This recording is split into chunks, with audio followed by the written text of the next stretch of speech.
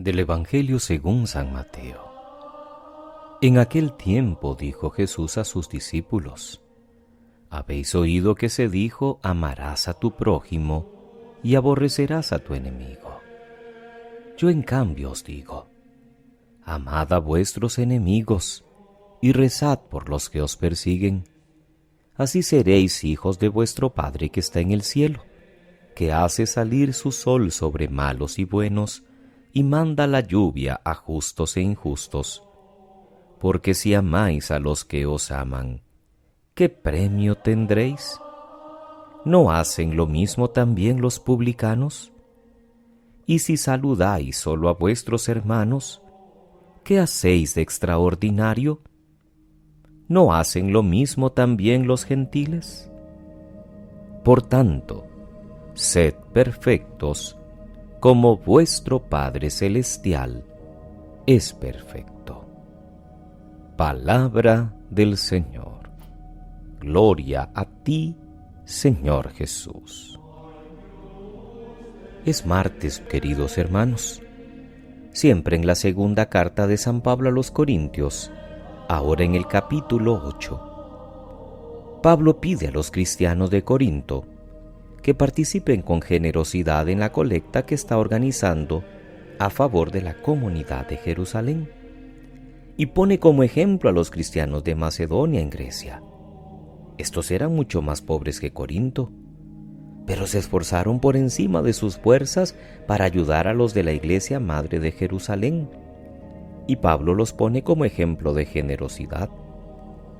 Más aún, dice Pablo, esos cristianos tienen a gloria el poder ayudar a otros más pobres y consideran no un favor que ellos hacen, sino un favor que se les hace a ellos al permitirles organizar esta colecta. Y no dieron lo que tenían, se dieron a sí mismos. Pero hay otro ejemplo todavía más expresivo.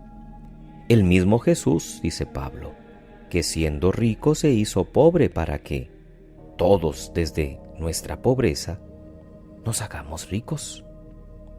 Y por eso lo mismo pide a los cristianos de Corinto, que se distingan también por la fe, por la sabiduría y por la gratitud que deben sentir por Pablo.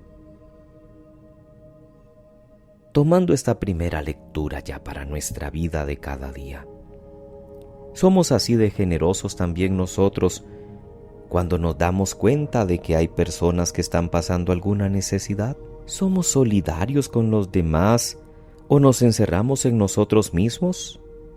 ¿Nos justificaremos para no ayudar? ¿Es que yo soy muy pobre? ¿O es que yo más bien necesito? ¿O apenas es que me alcanza? Nadie es tan pobre como para no ayudar. Lo que pasa es que a veces tenemos ritmos de vida que son insoportables, porque gastamos más de lo que ganamos, y entonces no nos queda para la caridad, porque ya tenemos todo comprometido, la tarjeta de crédito, las cuentas que tenemos que pagar para llevar un ritmo de vida social insostenible, etc. ¿Y los más pobres qué? Es parte de nuestra obligación. Es que ellos deberían trabajar, estamos de acuerdo, pero a veces no tienen las facilidades que tienen otros. Claro que están llamados a buscar su cinquito y a buscar honradamente cómo llevar el pan a sus mesas. Pero hay muchos que necesitan un empujoncito. De lo contrario, ¿cómo sobreviven? Pensemos en tantos ancianos hoy en día, sin hijos, sin nadie que vele por ellos, con pensiones miserables que no son esas pensiones que tienen algunos privilegiados de varias cifras. ¿Qué pasaría si no hacemos caridad con ellos?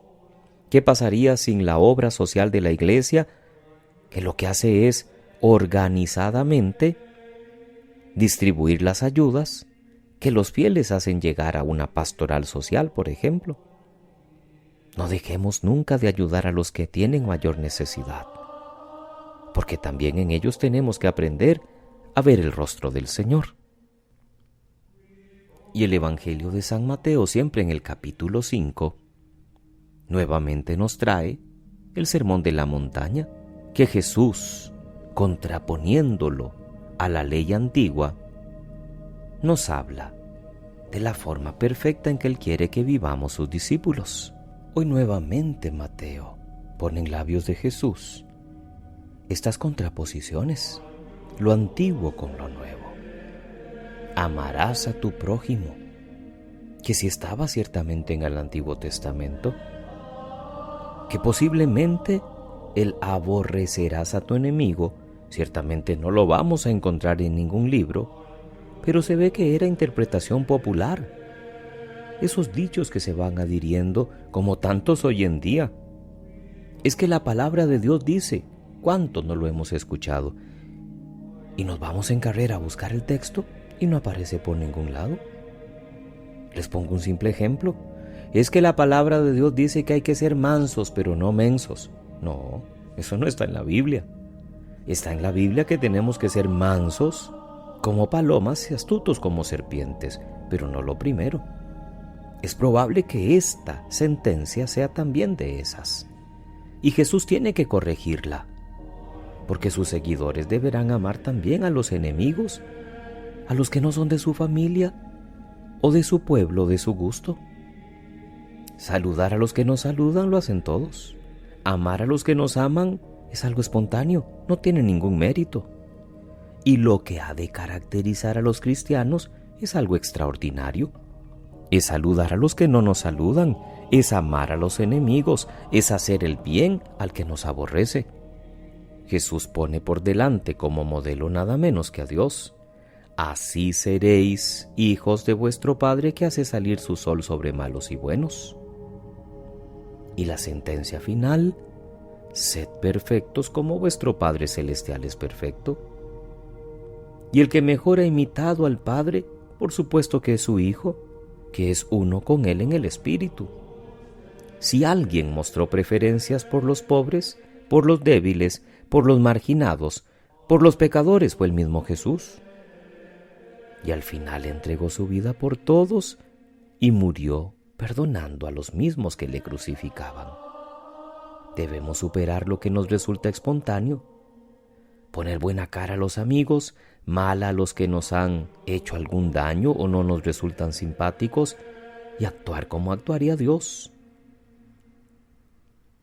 Tal vez lo primero que tenemos que perdonar a los otros es eso, el que sean otros, con su carácter, con sus manías, con sus opiniones, porque también ellos están llamados a perdonarnos a nosotros con nuestro carácter, con nuestras manías y nuestras opiniones.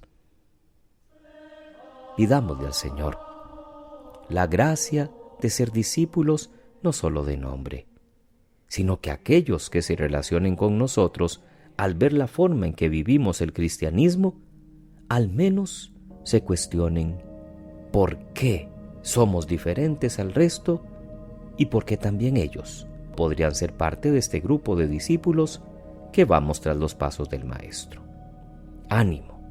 No es fácil lo que Jesús nos pide hoy en la palabra, pero estamos llamados a ponerla siempre en práctica. Que pasen muy feliz martes, queridos hermanos. Que Dios les bendiga.